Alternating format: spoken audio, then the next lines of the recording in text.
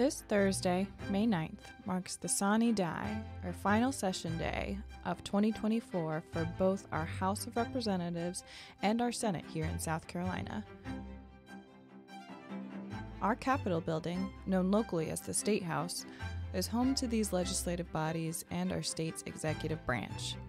This marks the 234th year that session has been held here in the city of Columbia. If you are quick at math and know your South Carolina history, you might be wondering, but isn't South Carolina older than that? And you would be correct. For the entirety of South Carolina's colonial era and for the first 10 years of its official statehood, we operated with a different city as our capital. Can you guess which one? If you guessed Myrtle Beach, you're wrong. It was Charleston. As the first settlement developed in South Carolina, originally called Charlestown, Charleston was an important port and the hub of activity in South Carolina for decades as colonists slowly expanded west towards what we call the Upcountry.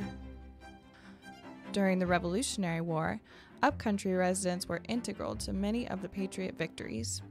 By the end of the war, they outnumbered Low Country residents, but they were incredibly isolated from the seat of state government. It was a 2.5-week one-way journey by horse from that area to Charleston.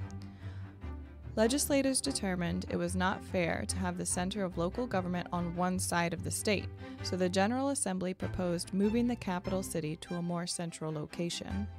When surveyors determined this was the best area, there was nothing here but a couple of private properties and a lot of woods.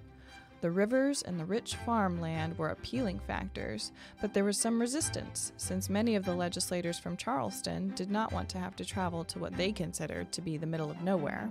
But in 1786, thanks to a charge led by Senator John Lewis Gervais, the General Assembly voted to make this location our new state capital, giving it the name Columbia after Christopher Columbus. Because it was a blank slate, the legislators were able to plan the entire city with the idea of it being the capital in mind, centering everything around the State House grounds. It is actually considered the United States' first planned city, since it was the first city planned after the Revolutionary War. By 1790, our gridded system was all mapped out, with street names like Wheat, rice, and tobacco to represent South Carolina's most successful agricultural exploits, as well as streets that we still see like Marion, Sumter, and Pickens, representing prominent South Carolinian heroes. Columbia's first Capitol building was here as well, allowing the General Assembly to meet here for the first time.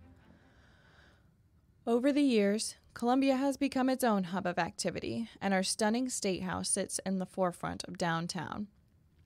Visitors from all over the country and the world come to enjoy the beautiful grounds and interior in the heart of South Carolina's government.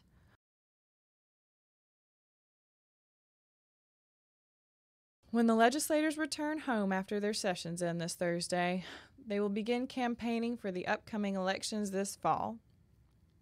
The House and Senate are not slated to reconvene here until January of 2025 to start the 235th year of regular session seasons in Columbia, our state's second capital city.